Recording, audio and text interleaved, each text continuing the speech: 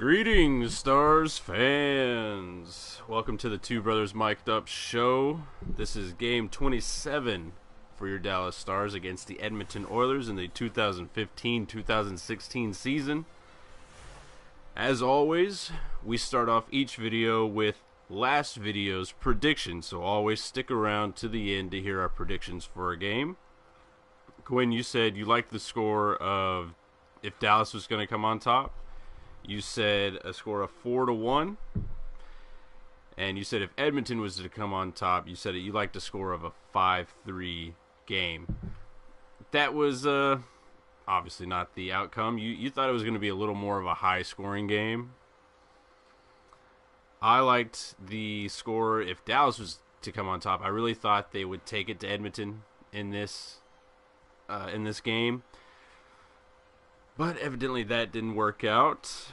I like the score of Edmonton 2-1. So I got that prediction. I thought it would be a close game, but I only liked that because if Dallas was going to come off flat-footed, because this was the second game of a back-to-back. And you know what? They actually had a bunch of energy in this game. I mean, it's one of those things that when you look at the score, just from not even really paying attention to the game, you would think that, oh, Dallas was flat-footed if they could only manage one goal against the Edmonton Oilers. Granted, that's how a lot of these games go with the Edmonton Oilers. The Stars, even though they've had a superb record in Edmonton, I think it was, what 23-8-5 since, like, 2008 or 2006. I mean, the Stars have really made a good living in Edmonton, but there's just always something about Edmonton, Dallas that as a Dallas Stars fan, you always get hyped up about because we remember those old 90s playoffs. I mean, what are your feelings whenever you see that there's an Edmonton Oilers game on the docket? Hard hitting, a lot of skill, fast pace, and it's starting to become a staple. They're just gonna play their hearts out whenever they're playing each other. It really does seem that they've kind of kept intact that bit of rivalry that Dallas has always had for, like, in the early, or not early 90s, but like mid 90s, late 90s. I mean, all those playoffs, those fantastic playoffs, it seemed like Dallas was always playing Edmonton in the playoffs. We got great series out of that, and we've always got a good sense of rivalry between the teams for that time. And every time we play them now, it still feels like they keep that intact. So it's always a good game whenever we're watching Dallas and Edmonton.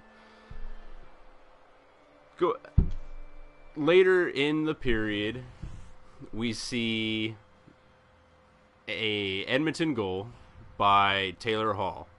Now, this comes off of a back from it wasn't necessarily a bad clear from Jordy Ben. I mean, he got it out of the zone. As a defenseman growing up, Quinn, weren't you always taught as if you're going to clear it out of the zone, you want to get it high, that way there's a less likely of a chance of it getting turned over? Yeah, I mean, you always get the chance that somebody's going to be eyeing it and they're going to get it with their glove, which we see here. But, I mean, it's always the higher you get it off the glass, the better. Or just that little simple flip through the air. Yeah, so we see the Edmonton Oilers. Who was it that grabbed it out of the air? I think it was Drisdell, however you say his name. Draisaitl? Draisaitl, yeah. Okay. And he grabs it out of the air and then makes a deft pass over to Taylor Hall. And then Taylor Hall doesn't really undress Nemeth, but it seemed like Nemeth was trying to play the puck more than anything, instead of really taking the body away on Taylor Hall. What did you see on that play? First and foremost, as soon as you see Nemeth try to make his play, his eyes and his head immediately go down to the ice where the puck is going to be. He starts looking for the puck, and that's a big no-no when you're playing defense, especially against somebody like Taylor Hall. You keep your eyes on the chest. Chest is you're never going to lose sight of the chest. It's a lot bigger than the puck, and that's just something you always keep your eyes on. So you can play the body. You have a better chance of playing the body than you do the puck at this junction. Yeah, it was not the best of plays, and it was a sign of things to come within the game. Is that, look, Dallas overall had 43 shots. They outshot Edmonton 43-24, and Dallas had the majority of scoring chances. I mean, out of the 24 shots that Edmonton had, a lot of those were really good looks, but you didn't see a lot of them coming on like breakaways or odd man rushes or anything like that. It was hard-nosed hockey. They were driving to the net, and they were funneling everything they could to the net. Now, Dallas's chances, on the other hand, they had, I think, 5 breakaways alone in this game? So you see Nemeth and Oleksiak get the nod again. Yoki Paka is the healthy scratch. How do you think that those two played in this game? I honestly thought that Oleksiak had the better of the game. He seemed like he was betterly defensively sound in how he went about the game. Because with Oleksiak, he seems to be getting his role so much more than Nemeth is. It really seems like Nemeth, the speed of the game is really catching up to him. He's not as fleet-footed as we've seen him in the past couple of seasons that we've seen him up. It seems like he's always a step behind. Now, I don't attribute the Hall goal to that. I think he just got outplayed by Taylor Hall, who's a world-class player. But a lot of the things that you're seeing Nemeth do now is pretty questionable. But on the other hand, Oleksiak is not getting taken advantage of as much as we had seen him in past seasons as well. No one's really beating him. I can't remember maybe early in the season whenever he had a couple of games that I would contribute that, Oleksiak messed up there. But now it seems like we're either saying Goligoski or Klingberg for the past couple of games. They're the ones that are messing up. Goligoski and Klingberg have been the weaker of the defensemen, I feel, besides Nemeth on this road trip. Especially in this game, we saw a lot from Klingberg turning over. What have you seen from Nemeth and Oleksiak in these past couple of games? I mean, I think you hit it right on the nose. Oleksiak, he's starting to become that hard hitting defenseman that Dallas is needing. He's willing to fight. He's willing to put the body out there. He's willing to hit hard. And Nemeth, I don't know if it's just the lack of him playing in games is what's getting him on this little tangent he's having, but I just think Oleksiak's been the overall better pick out of them. Yeah, and I've been pretty hard on Oleksiak because you do see potential from him. It's one of those things is like it sounds like you hate on the guy, but it's more like you see so much potential in what he could be that you are just disappointed whenever he has, terrible outings. But he has really started to turn his game around. And this was the first game that he's been in the lineup that he didn't need to fight. I mean, there was really, the game was never getting out of hand. So Oleksiak never needed to step in to try to swing momentum towards Dallas. That's what I liked seeing in this game. Yep. I did not like a lot from Goligoski and Klingberg this game. Oh, they were the worst D pair in the last probably 3 games, maybe even 4.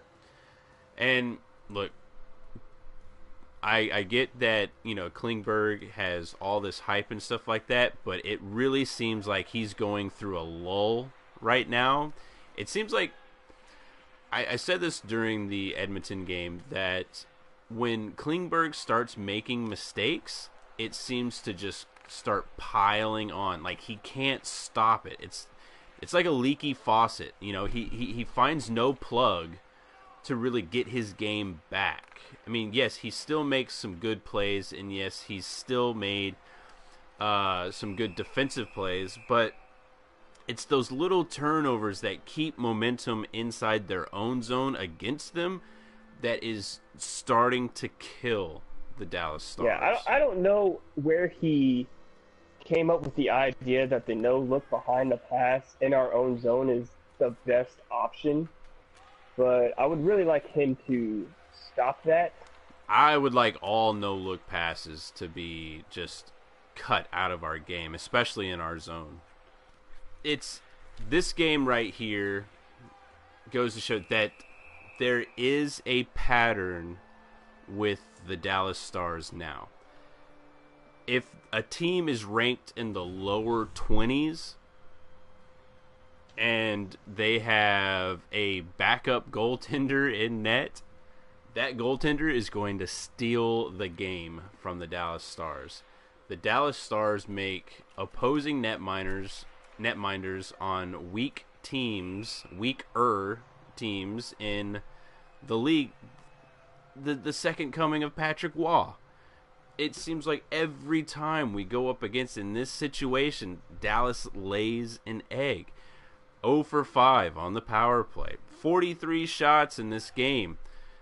A number of quality chances, and they just can't bury it. And they seem to always get this outcome against the lesser teams in the league. I mean, lesser as, standing wise. Dallas is a top team for reasons because they win games, and they're doing it by scoring offense and, plugging up holes and gaps in their defense. But in these games, we see it with Toronto. We see it with Calgary. We see it now with Edmonton. Their goalies just come and just stonewall the Dallas Stars to where they can't get any kind of real good offense going. And it has to stop because, you know what? Next week, I believe we're facing Carolina and Columbus. Are we to expect that those are 2 losses? Because right now, with the sample size that we have, I fully expect the Dallas Stars to lose against Carolina and Columbus. It's. Do you have any thoughts on why this is happening? I honestly have no idea. It just seems like when we start playing those teams, all of our defense just goes out the window. Yeah, and then they... In a lot of the other games, I felt that it's because Dallas wasn't getting quality chances. A lot of the shots are coming from the outside, and they're just trying to funnel stuff on to see if they get a lucky bounce. But in this game, they had a ton of quality chances with breakaways and everything like that. Now, I just feel as if, I can't even attribute to what could really be causing this. I don't even really know what to think on why it's going like this. They can beat teams like Washington and Detroit and Vancouver 3 times. Hell, it's hard to beat a team 3 times, the same team 3 times in a season. But they did it to Vancouver. Granted, those were all close games, but they found ways to win. But against these other teams, yes, they were in this game. But they still come away with a loss, yes, they got a point. That's the one attributing factor to this and the Calgary game. If Dallas is going to lose, they need to get points. That's what really caused the Dallas Stars to miss the playoffs last season. You know, they had that wonderful run at the end with Jamie Ben's Art Ross and everything like that, but when they were losing, they weren't getting to the extra periods. They weren't getting anything from them. But now they are getting points whenever they need it. It's the mantra of, if you're going to lose, go down swinging, get some points. They get 6 out of 8 points on this road trip. That's essentially just winning 3 games and then losing 1. But they go 2-2 on this road trip. And that's all you can really ask for the Dallas Stars on a 4-game road trip, is get at least 6 out of the games. That's all. You would have liked them to get more, but at least you got points. That's all that matters. What did you think about the officiating in this game? Was it a little bit better than the last one? It looked like, well, the Vancouver game, I didn't think there was any kind of the Vancouver game, I didn't think there was any kind of officiating, like, at all. Like, calls weren't getting called, just questionable calls going on throughout that whole game. But in this one, it seemed like everything was getting called. Like, the Nemeth penalty in the, what was it, the first period, second period, when he gets called? First period. No, that was the second period. Oh, okay. He gets called for the holding? he gets called for the holding against I think it was against Draisaitl.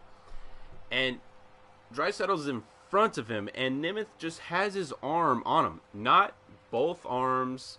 He's playing his stick out to try to get the puck, and they call it holding. In what world is that holding? That I felt was a very hometown team call.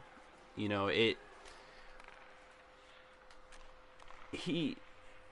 really didn't make sense, because, like, it's like you said, like, he had one hand on him, the other hand was just holding his stick, or holding his own stick.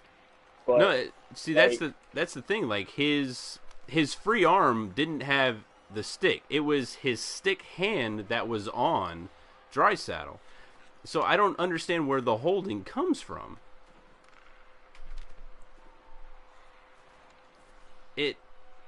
I mean, there wasn't a lot of penalties in this game. Edmonton had, I think, 4. Dallas had 3. So it wasn't a very high penalty game. You know, it seemed like the officiating was a lot better in this one. Even though the Edmonton penalties, like, I think it was on Vernon Fiddler, you know, some of them were very weak calls. It's like, okay, that's getting called. But, you know, the Stars still didn't capitalize on anything like that. And this game was just very frustrating because it was exciting because of all the chances that they had, but it was just still very frustrating. But let's go into Janmark's goal. It's a face-off win, and your boy Oleksiak makes a heads-up play and just gets it to the net. You know, good things happen when you get the puck to the net. And then Janmark, with good offensive senses, goes straight to the net. That's where you go. On a face-off win, you go to the net. And he's able to bury the rebound from Oleksiak's quick shot on there. And it's a 1-1 game. But then, throughout the whole third period, nothing happens. Chances here, chances there. But then we go to overtime. This is where the Stars have shined. This is where you don't want Dallas to be because of the three guys, Jamie Benn, Tyler Seguin, and John Klingberg. Those guys have been just absolutely lethal in the overtime. But this time, they were the worst players out there. They got outplayed by Taylor Hall, Jordan Eberle, and Draisaitl because of turnovers. Turnovers happen so fast that you don't know what to do with them, and that's what happened. Jamie Benn turns it over. Draisaitl gets a shot, and then he chases his own rebound to the boards, and Klingberg can't get there. And Tyler Seguin has a chance to control the puck, but does this little kicking motion. It seemed like he tried to kick it out to his stick. It goes right to Taylor Hall, and then he passes it back to Jordan Eberle.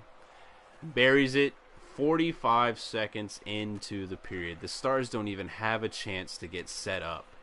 They show nothing in the overtime period but 2 costly turnovers.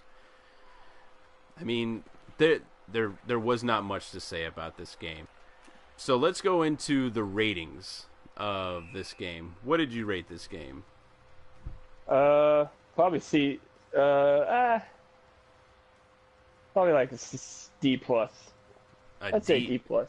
D plus. Like they had the offensive chances with their breakaways and everything, but when you're playing a team like Edmonton or Calgary or whoever it may be, like these are the games you have to win. You can't just dilly-dally against them, and you got to take it to them. And Edmonton played with, I feel, more intensity and hunger for the puck. That they know they needed to win this game to show everybody, hey, we can beat first place teams. Like, don't count us out. We're still here, and that's what they did. Oh yeah, no, I completely agree. It seems like every lower tiered team seems to want to prove something against Dallas. They always show their defensive capabilities. And that's what we saw from Toronto, we saw from Calgary, but then we're also seeing their goaltending, and because of that, because they just couldn't get anything by Anders Nilsson, which was the best player of the game for either team, I gave a C rating. Now, the Stars lose, and they had a bunch of turnovers, but you know, they still outshot them. They still showed that this offense is a thing of beauty. You know, it's something that you have to contend with every game. But I also gave a C because they had a bunch of energy in this game from on a back-to-back game. So they got a C. Let's go into predictions. The Stars play the Carolina Hurricanes in game 28. What are your predictions for that? I feel that I hate to say it, but you know, let's hope we get the bad streak out. We start showing that we're not a team that's going to lose to the lowest standing teams, and because Carolina is number 30 now, so it's a game that we need to win, that we should win. So I think Dallas come out showing that they have the skill to win. I'm going to say 3-1. And if Carolina comes on top, I feel it's going to be a defensive breakdown again, and it'll be 4-2. Interesting. Yet, I'm basing my predictions on a couple of things. Dallas has not lost 2 games in a row. So on that note, I like Dallas with a score of 4-1. But this is a below-ranked 20 team. And because of that, I like Carolina. If they're going to come on top, I like them as a score 4-1. I think it'll be an offensive game for whoever wins. On one side, Dallas has not lost back-to-back. On the other hand, Dallas loses to the lower-ranked teams. And with that, that is the discussion. Be sure to like, comment, subscribe, anywhere you would share, anywhere you would like. Remember, any feedback helps us. This is a video series about your Dallas Stars from fans by fans. And as always, tune in next time.